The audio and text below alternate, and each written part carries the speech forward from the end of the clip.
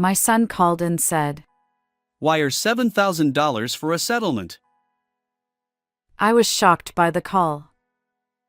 Apparently, his wife caused an accident while driving, injuring the other party. Is this a joke? I thought, because the woman sitting across from me during lunch was none other than his wife, the one who supposedly caused the accident. While I hesitated, my son abruptly hung up the phone. I began to suspect it might be a scam, but the caller ID on my phone clearly showed his number. Fuming, I was about to refuse when my daughter-in-law smiled and stopped me. Let's pay for now. I have a good idea. And so, as the two of us collaborated, the situation took an unexpectedly interesting turn. "Mom, I finally got a job." My 32-year-old son George happily reported to me. I replied, "Oh, that's great." George had spent a long time as an NEET or part-time worker, and honestly, I had almost given up hope that he'd find a job. So, I felt a huge sense of relief. Eventually, he married Olivia, a woman he got close to at work. Despite being 2 years younger than George, she was responsible and had a pleasant personality. We never had any mother-in-law-daughter-in-law issues. Although George and Olivia didn't live with me, Olivia and I occasionally had lunch together. I thought, with a capable daughter-in-law and George having a respectable job, I can finally relax, but then. Before marrying Olivia, my son had a troublesome habit. Despite having no income, he was careless with money and impulsively bought whatever he desired. He even stole money from my wallet a few times. Why would you do such a thing? I sternly scolded him, trying to get an explanation. But my son just pouted and turned away, refusing to speak. Taking money from your parents' wallet, acting like a child even at this age, I couldn't help but cry, feeling embarrassed. Given that experience, I was a bit anxious about my son's married life with Olivia. Hey, Olivia. How is George doing? Is he causing you any trouble? Oh, not at all. I worried that he might take money from your wallet or do something wrong. Olivia assured me, flexing her arm as if to emphasize her point. It seems my son's household is under Olivia's capable management. Oh, that's a relief. With you, everything will be fine. I sighed, grateful that George had found a good wife. One day, while having our usual lunch together, my daughter-in-law and I were enjoying our meal. Suddenly, my phone buzzed in my pocket, and when I checked the screen, it displayed my son's name as the caller. Hello? George? What's going on? Why the sudden call? George's voice sounded urgent, and I braced myself for bad news. However, his next words plunged me into a whirlwind of confusion. "Listen carefully, Mom. Olivia had an accident while driving. What? The other party got injured, and they're really angry. They want us to pay $7,000 as a settlement." I glanced at the person sitting across from me, the bewildered expression on my daughter-in-law's face. George. "Anyway, if you can arrange the money, let me know right away. Bye." He hung up abruptly, leaving me stunned. After the call ended, I remained utterly bewildered, lost in thought. Olivia had an accident? But she's right here. I wondered if my son had misunderstood something, yet there was an odd tension in the air. Mom, are you okay? Olivia, wearing a puzzled expression, asked about the call from George. I don't fully understand, but it's serious. George claimed that you had an accident. What? I was completely overwhelmed by the situation and desperate to come up with money.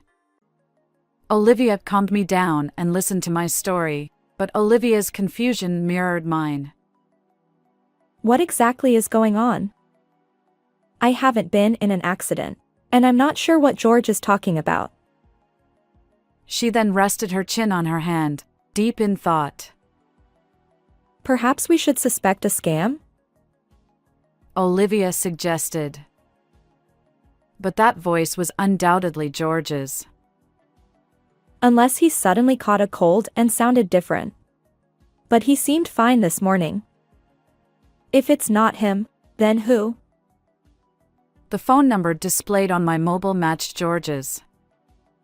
Olivia and I exchanged puzzled glances, both lost in contemplation.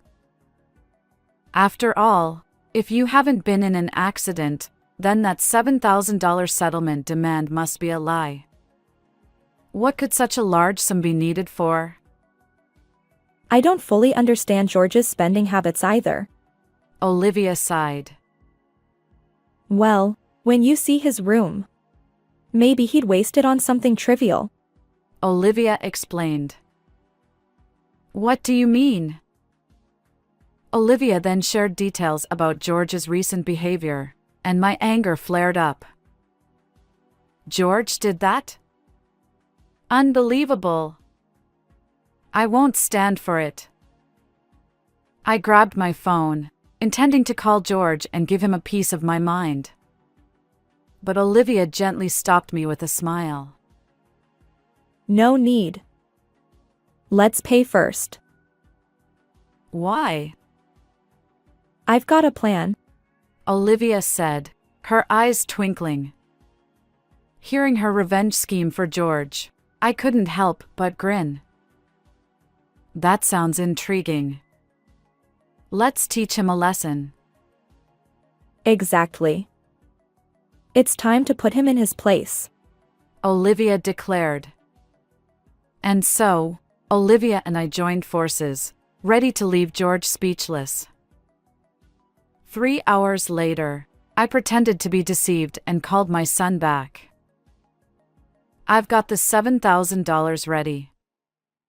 Let's meet in person for the exchange. Wait a minute.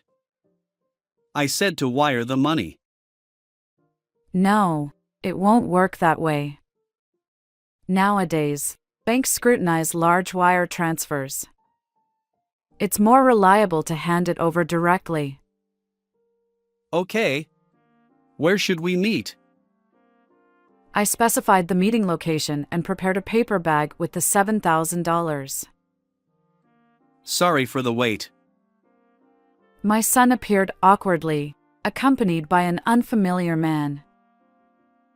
Who's this? I'm James. I'm the one his wife hit with her car.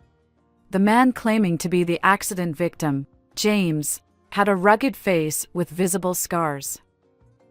However, those scars appeared old and not recent. Moreover, it was evident that he wasn't an ordinary person. George grinned, relieved. Good. You brought the money. George then demanded. Hand over that $7,000 to me. Before that, I have a question. I glanced between the alleged victim and George. Our apologies for any inconvenience caused by Olivia. Could you provide details about the accident? Come on. Does it really matter? It does. We might be eligible for insurance compensation, and we need to understand what happened. James narrowed his eyes at me, looking annoyed. Look, I was suddenly involved in the accident, so I don't remember the details. Yeah, I wasn't with Olivia, so I'm not sure. Isn't that strange? How could both of you know that she caused the accident in that state? I placed my hand on my hip and tilted my head, feigning curiosity. Wait, could it be that surveillance cameras or dash cams captured the incident? If so, could you show me the footage? Listen, lady. You've been nagging incessantly. Are you suggesting I'm lying? The self-proclaimed victim's low voice carried a threatening tone. Although I felt fear, I couldn't back down now. I don't want to assume you're lying. I'm simply asking for evidence if you have any. Summoning my courage, I continued to lock eyes with James. In the midst of our standoff, my son interrupted our conversation. Mom, stop it. Enough. Just hand over that $7,000. His face clearly showed fear. Yeah, right. There's no evidence. After all, I didn't cause any accidents. Then, George was utterly shocked by the appearance of someone. Olivia? Why are you here? I didn't mention it, but when you called me, Olivia was having lunch with me. George stammered. That's absurd. I didn't hear anything. As my son retreated nervously, both Olivia and I closed in on him. Why lie and make your mom prepare $7,000? The jig is up. Surrender. We decided to present evidence to corner him. Actually, Olivia and I went to their house together to uncover George's misdeeds. While my son was away, we searched his room and found evidence of various wrongdoings. First, this is a loan agreement for debt. It stipulated that if he didn't repay the borrowed $7,000 within a month, he'd have to pay additional delay damages.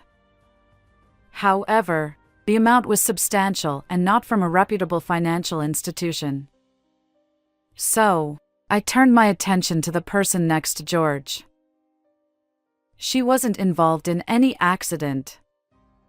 So, who are you? James chuckled. Heh, guess I'm caught. As expected, the man claiming to be the accident victim was actually a debt collector who had lent money to my son. James explained. Your son asked for my help in securing the $7,000. Pretending to be the victim seemed like a good idea, but it's clearly not working. While James found it amusing, my son looked apologetic and shrank back nervously. So, you already know why your son borrowed $7,000, right? Yes. When I saw my son's room, I was speechless. I showed a photo of George's room taken with my smartphone. The room was filled with an overwhelming number of anime character dolls. I searched the price on my phone, and I was shocked. Figures can be so expensive. Among George's belongings, there were high-priced items exceeding $700. We also found receipts from when he purchased the figures, which served as evidence. As a parent, it's hard for me to say this, but my son is careless with money. His salary is entirely managed by his wife. Where would he find the money to buy such expensive things? If he stole from my wallet, I'd slap him immediately. We somehow understood the reason behind his debt, and my daughter-in-law and I were left dumbfounded by the trivial explanation. I knew about your hobby, but if it costs this much, I would have stopped you. Well, what else could I do? Figures are like works of art, once in a lifetime. If you don't buy them at that moment, you might never get such rare items. Olivia glared at our son with a mix of surprise and anger. George, on the verge of tears, desperately tried to justify himself. I understand that feeling. So, you'll forgive me, right? With that $7,000, I can finally be free from debt. But George, borrowing money from questionable sources and making reckless purchases can lead your life astray. After delivering my message, I tossed a paper bag at George. He caught it, and as he checked the contents, his eyes widened in shock. What's this? Just newspaper cut into the shape of bills? I'm not that kind-hearted to prepare $7,000 when I know I'm being deceived. James chimed in, amused. Well, well, things have taken a turn. So, George, isn't this a different story? George, holding the newspaper-made bundle, looked pale and bewildered. Hearing James's smug voice, he trembled. Olivia was furious with my son too. Using my name to swindle money from my beloved mom. I can't believe it. I'm divorcing you. And I'm considering severing our family ties, I added. George stammered. Wait, both of you. Despite George's tearful pleas, Olivia and I shook off his grasp and left the scene. Behind me, I heard George sobbing while James burst into laughter. Afterward, I advised George to sell all the figures in his room and use that money to repay the debt. He seemed deeply troubled, but he accepted the advice and managed to raise the $7,000 to pay James back. I decided to sever ties with my son, but before doing so, I offered one last piece of advice. From now on, live an honest life. However, George's collector's instinct persisted, leading him to repeat the cycle of debt and find himself pursued by loan sharks. Olivia, once his wife, divorced him long ago, but we still enjoy lunches together. Reflecting on George's story, Olivia remarked, Changing one's way of life isn't so simple for humans. and we shared a laugh. While watching her smile, I silently wished for Olivia's happiness. How did you find this story? Don't forget to subscribe to our channel. Until next time.